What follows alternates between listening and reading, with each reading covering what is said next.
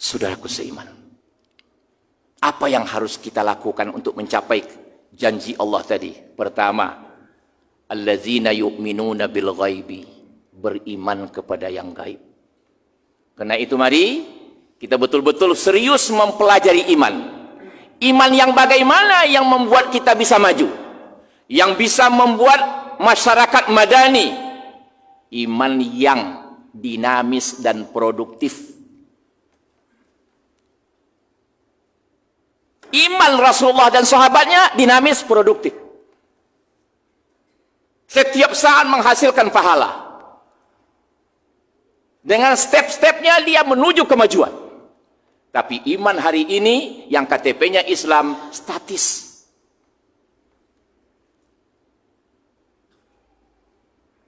Contoh, kita disuruh beriman kepada malaikat. Mana yang bisa kita jadikan keimanan kepada malaikat untuk kemajuan? Yang mengamalkan kenapa orang lain? Kenapa Allah bikin malaikat? Apa Allah tidak bisa? Bisa semua. Tapi Allah ngajar kita. Karena kita ini diciptakan Allah sebagai manusia, sebagai makhluk anas. Kita dipanggil insan, kita dipanggil basar, kita dipanggil nas, kita dipanggil bani Adam oleh Allah. Kalau anas berarti kalian makhluk sosial. Maksudnya kalian tidak bisa mendapatkan sesuatu atau mendapatkan kemajuan yang pesat tanpa berjamaah, tanpa berorganisasi. Nggak bisa. Maka disebut al-jamaah rahmah. Kalau kalian berjamaah, pasti kalian dapat rahmat. Tapi kalau kalian bercerai-berai, azab. Maka Allah ciptakan malaikat. Contoh nih. Aku bikin sebuah organisasi, malaikat. Kemudian di dalamnya ada tenaga ahli di bidangnya masing-masing. Hebat kan? Malaikat maut ahli di bidangnya, Mikail ahli di bidangnya, Rakib Atid ahli di bidangnya. Semua yang diperlukan manusia ada pada malaikat contohnya. Tiru itu. Jangan ditempatkan orang yang tidak ahli untuk melakukan sesuatu, hancur. Idza usnidal amru ila ghairi ahli pantaziris sa'ah.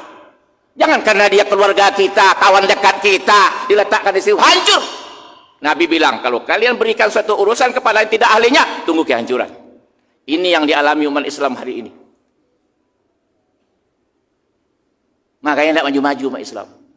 Sedangkan Allah sudah bikin contoh malaikat. Nih, malaikat. Ahli di bidangnya masing-masing. Kemudian koordinasi. Tidak ada yang silap. Mikail, ini si A sudah habis rezekinya. Malaikat maut otomatis cabut nyawanya. Tidak pernah telat. Rakib Atid tutup bukunya. Tidak pernah catat lagi. Berapa kita di Indonesia ini? Karena data keliru, maka keliru kehidupan kita. Koordinasi tidak mantap, maka keliru kita. Subhanallah. Banyak lagi. Laporan 2 kali sehari. Subuh dan asar. Langsung masuk database di sana. Kitabun Mubin, Lauh Mahfuz. Banyak lamanya. Berdasarkan ilmu, bukan sekedar data dimasukkan. Terpelihara, nggak ada yang bisa menembusnya. Bagaimanapun hacker nggak bisa. Begitu. Jadi bekerja berdasarkan data. Bukan mikir-mikir saya buat ini bikin. Enggak. Itu malaikat. Subhanallah. Siapa yang menerapkan hari ini? Orang kafir. Maka maju dia. Bekerja berdasarkan ilmu. La ilma lana illa ma 'allamtana, kata malaikat. Kami tidak berbuat ya Allah kecuali ilmu yang Engkau ajarkan kepada kami. Jangan tebak-tebak saja. Dasar ilmu berbuat. Maka Islam menyuruh berilmu kalian dulu sebelum berbuat. Tidak ada perintah salat, zakat, haji dan lain sebagainya. Kecuali Iqra, berilmu kalian dulu.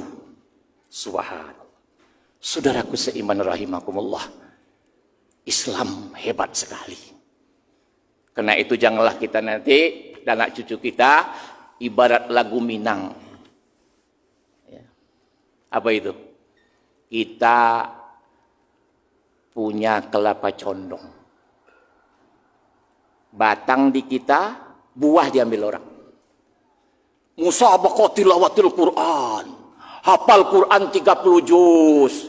Tapi tidak bisa menguasai dunia. Politik dikuasai orang, ekonomi dikuasai orang. Kenapa? Karena yang menerapkan isi Al-Quran orang. Kita hanya sekedar menghafal. Kita sekedar musabaqah mempertandingkan. Bukan itu yang diharapkan oleh Muhammad sallallahu alaihi wasallam. Tapi yang diharapkan oleh Allah dan Muhammad adalah praktekkan, amalkan Al-Quran di muka bumi. Atau dengan bahasa lain Syafi'i Ma'rif atau pakar lain mengatakan membumikan Al-Quran. Jangan dilangitkan lagi. Kemudian jangan dibacakan lagi Al-Quran kepada orang mati. Kepada orang hidup lah bacakan pedoman ini. Kepada orang mati tidak perlu dibacakan lagi. Tapi kita ketika lewat untuk orang mati kita bacakan Quran. Untuk orang hidup kita kadang tidak bacakan Al-Quran. Mudah-mudahan. Yang kedua adalah dirikan solat. Bagaimana solat ini nampak dalam berpolitik. Bagaimana solat ini nampak dalam berekonomi. Bagaimana solat ini nampak dalam pendidikan. Bagaimana solat ini nampak dalam sosial kemasyarakatan dan lain sebagainya. Allah tidak butuh solat kita. Belum ada satupun makhluk Allah telah mulia. Tidak pun manusia solat, Allah tetap akan dipuji. Lebih banyak lidah malaikat memuji Allah daripada kita. Lebih banyak daun tumbuh-tumbuhan itu memuji Allah daripada kita. Jadi sebenarnya solat adalah untuk kita. Yang ketiga, impak. Lebih dahsyat lagi. Hablum minan nas. Disuruh kita berimpak. Bukan menyuruh, kalian terima impak. Tidak, kalian terima zakat. Bukan itu kata Allah, berzakat kalian. Maka Umar bin Abdul Aziz, cucu Umar bin Khattab, ketika beliau jadi khalifah, tidak ada satupun umat Islam yang menerima zakat. Semua berzakat. Kenapa? Karena beliau menerapkan Al-Quran dalam kehidupan. Ketiga, beriman kepada Al-Quran. Keempat, yakin akan adanya hari akhirat. Keyakinan kepada hari akhirat, Allah ingin mengatakan, hai umat Islam, selalulah kalian berpandangan jauh ke depan. Jangan berpandangan jangka pendek. Walal akhiratu khairul laka minal ula.